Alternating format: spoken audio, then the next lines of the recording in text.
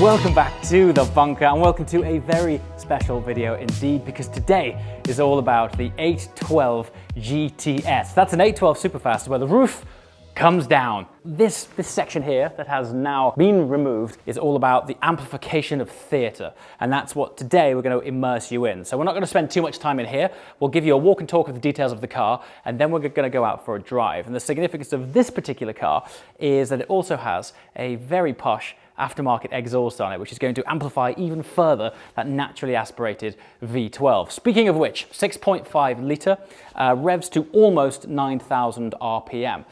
If you ever wondered, by the way, what 812 stands for, the 8 is significant of 800 horsepower. It's actually metric horsepower. It's just under that if you were to do it as more conventional horsepower. And then the 12 is 12 cylinders. So V12 with 800 metric horsepower, all driven through the rear wheels alone via a very sophisticated ultra-fast twin clutch gearbox and lots of even more sophisticated electronic systems, which, depending on the position of your Manettino, which I'll share with you when we go for a drive, is either there to assist, flatter, or frighten, depending on how far you turn your Manettino. Now, this particular car, which has been shared with a wonderful owner, so thank you very much, sir, for bringing your car down here. So this car is spec'd in Grigio Titanium, otherwise known as silver.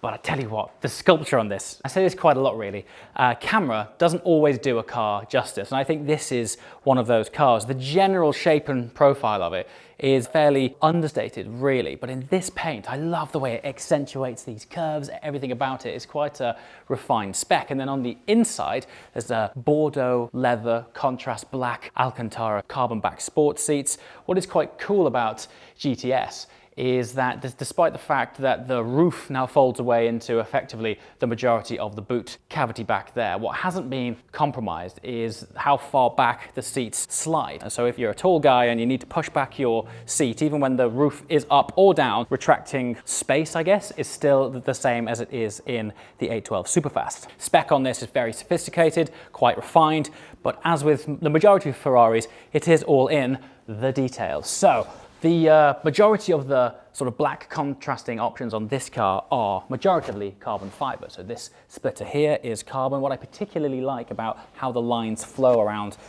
these cars is you've got this carbon which splits around the wheel line and then continues in carbon fiber down the side of the sill. You can also notice down there that these sills begin to exaggerate and flare out towards the rear wheel.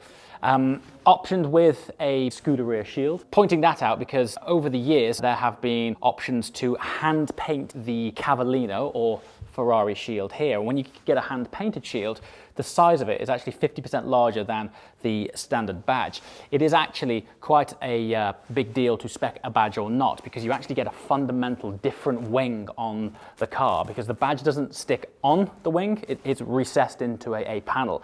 So if you're optioning it with or without a badge or hand painted, depends on the actual formation of this wing itself. So that does change things somewhat. But anyway, looks standard, but there is some thought process that goes into these details. Fun fact, this actually has the optional Tdf wheels.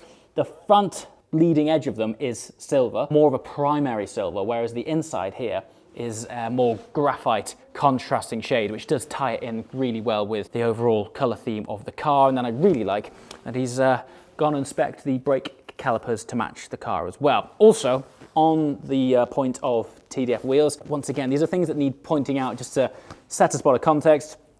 These wheel bolts here, all titanium, once again, optional extra. When you see these wheels with the non-optioned titanium wheel bolts, they are a sort of more standard fit, aluminium polished, almost chrome look. Those 5 wheel bolts there would really sort of stand out and be too much of a contrast against that. So all of these little things just paint a beautiful, bigger picture.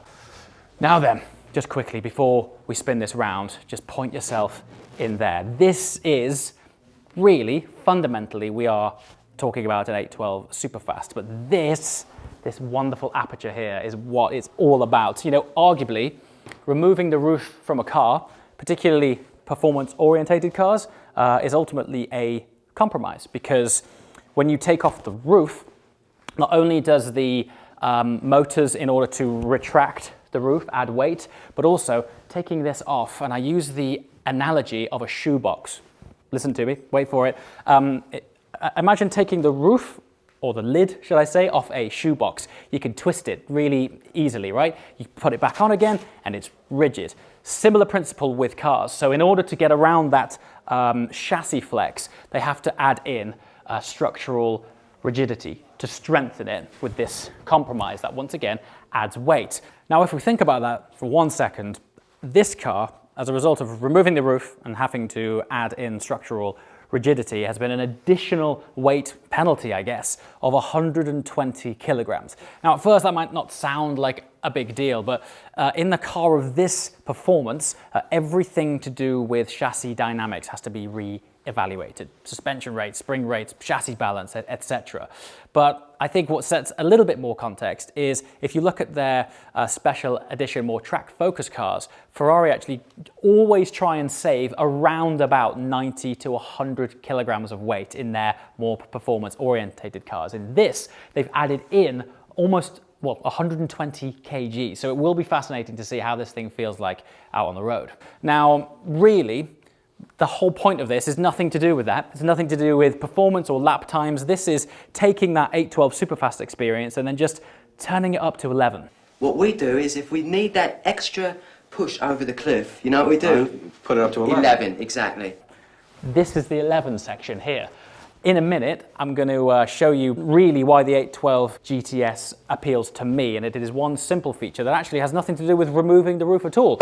And I think on that note, we'll spin you around and point you to the business end. Now then, when I said business end, at the beginning, preface this with it being a high-revving, naturally aspirated V12. And no ordinary V12, this is a Ferrari V12, which some may consider somewhat of a small slice of the holy grail of the automotive world. But this one has been augmented somewhat by the addition of a Novitec exhaust system.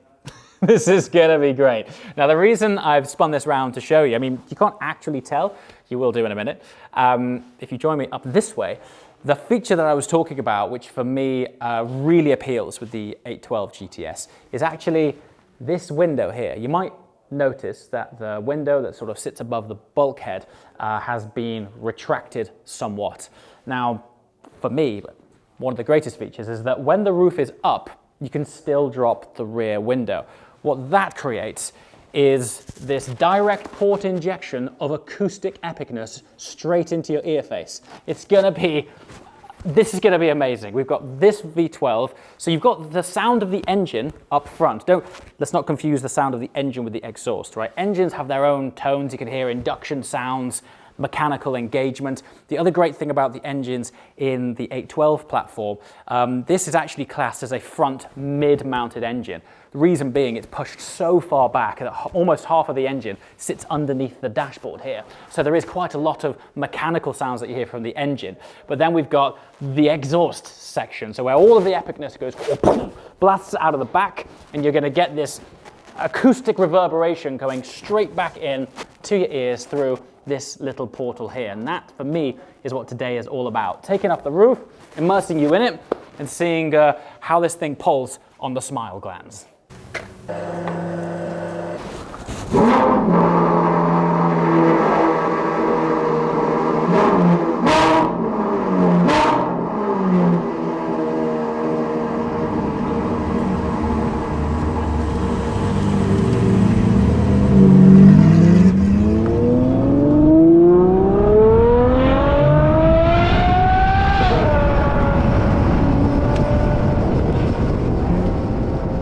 So here we are.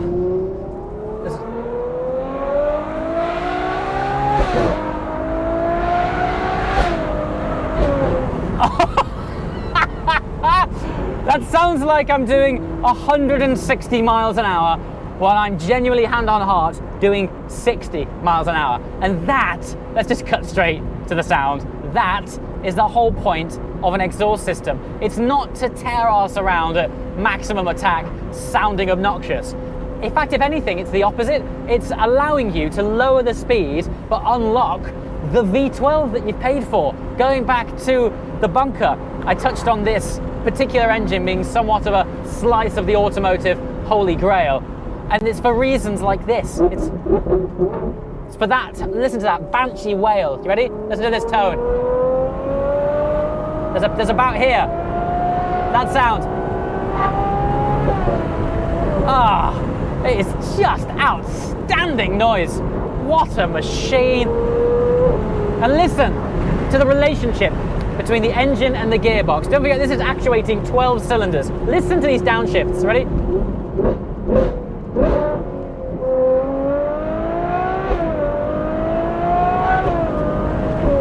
Oh, my good Lord.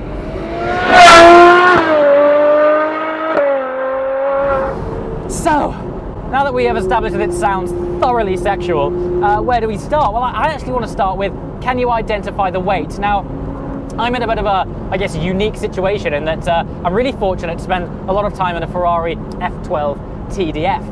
And that car is all about the reduction of weight and focus of driver experience. So theatre through tantalizing feedback. Can you identify that weight? Well, the short answer is yes, you can. But it's not something that I think is detracting from it. In fact, if anything, now we're conveniently going around this roundabout, the 812 and even the F12 Tdf, I sometimes find that the handling characteristics, or should I say steering input characteristics, can be overly sharp. It can be a little bit too pointy. I don't know if it's the rack itself or if it's the additional weight in the car, but it has made it feel just that little bit lethargic compared to a standard 812 GTS or even the F12 Tdf. And weirdly, never thought I would say this, it might be a welcome addition to the way that this car is intended to be driven. This isn't necessarily about going to the racetrack. In fact, if anything, it's the opposite. It's designed to gracefully swan down the Riviera, sounding like that. What on earth?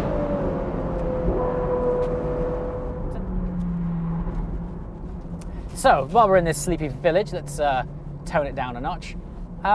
Wind noise. It's not actually that bad so far. Now, granted, I haven't actually been going that quick, but there is this sort of optimized position. Take the window, the rear window, just up all the way. I'm finding at higher speeds, weirdly, despite the fact that it's all the way up, the buffeting in the cabin is actually exaggerated a little bit. It's not until you're about there, that sort of 2/3, halfway sort of area, that the wind noise just tones down a little bit. That's quite cool. Now then, I know we've been going on about noise. I reckon we just have a go at this really quickly, right? So, let's put up the roof. You can do this while you're driving. And while we're going steady through a town, we might as well do it now. Well, what I really want to hear is this situation here. We've got it up. This is what it sounds like with the roof up, the windows up, the rear window up.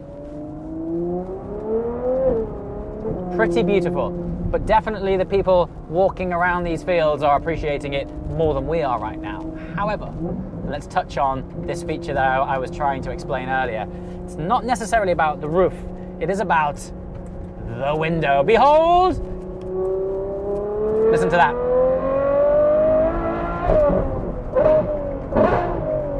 That is, everything about this car, phenomenal. It's worth paying the money for that there. Just that little portal of wonder, that is the most sonorous sexual sound to grace your eardrums that I've heard in quite some time. And I categorically know that I say this a lot, this mic is not doing it justice.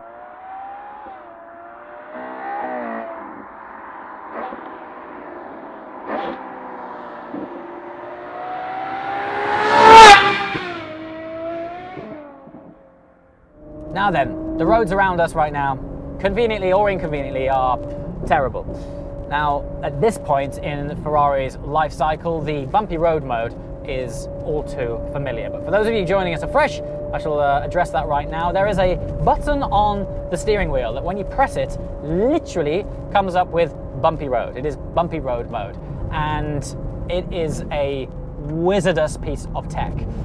Interestingly, the early development of this, the initial suggestion to isolate the dampers from the chassis control, was introduced and co-developed by none other than a certain Michael Schumacher back when they were developing the 430 Scuderia, and it has since just evolved to no end. But the idea is that you can still have the drivetrain in, say, race, which sharpens throttle response, sharpens the way that the gearbox interacts with the engine. But importantly, when you do decide to take it down our beautiful British B roads, which are notoriously poor surfaced, let me just shush a minute. It does a phenomenal job of ironing out the creases in the road while still giving you the sporty response and platform from race mode. And it is still to this day one of the best examples of suspension calibration from any car I've driven. Bumpy road mode, particularly in the UK, essential driving.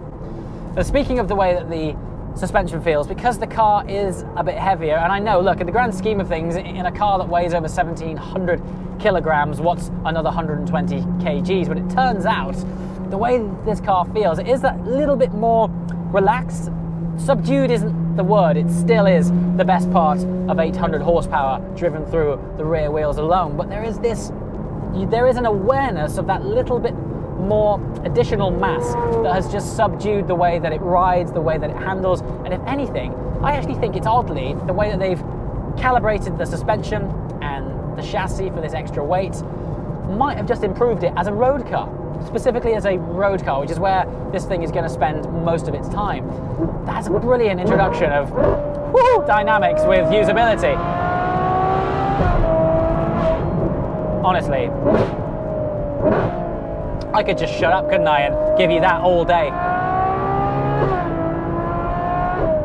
£293,000, sir. And that's before options. And there are many, many options. However, I think you and I will both agree, options aside, it's worth it simply for this glorious portal of wonder. To have that exhaust, oh my God,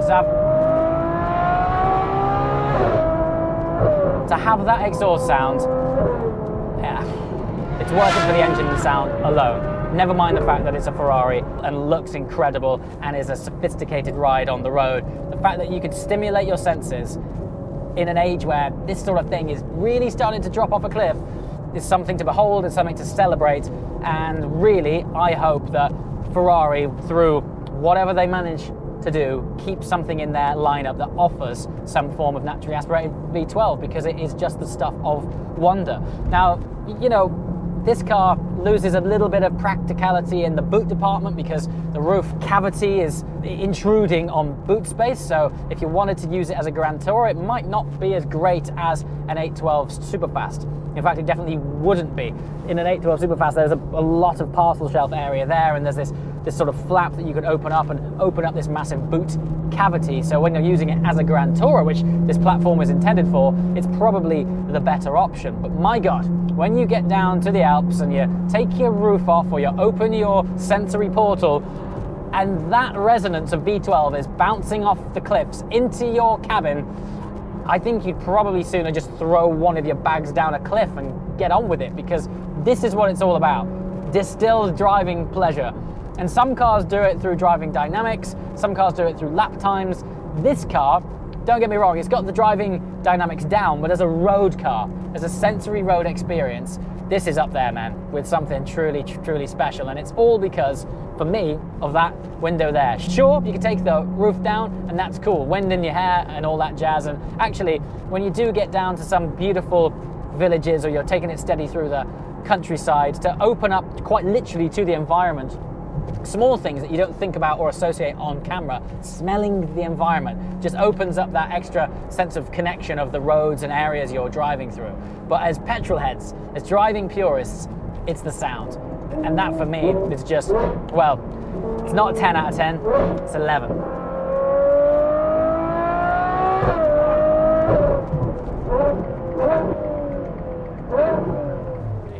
There we have it. Don't want to necessarily define the car by its sound, but I think the overriding takeaway from this is this thing sounds absolutely ridiculous. And I know I keep banging on about it, but this here, just the ability to drop the rear window with the roof up, just a game changer for the whole experience, really. Yeah, I'd love to hear from you. How do you think this compares both aesthetically and as a sort of driver's proposition versus the more standard 812 Superfast? Thank you so much to the owner for bringing it down. Love to hear from you in the comments below. As always, thank you so much for watching. We shall see you next time. Ciao.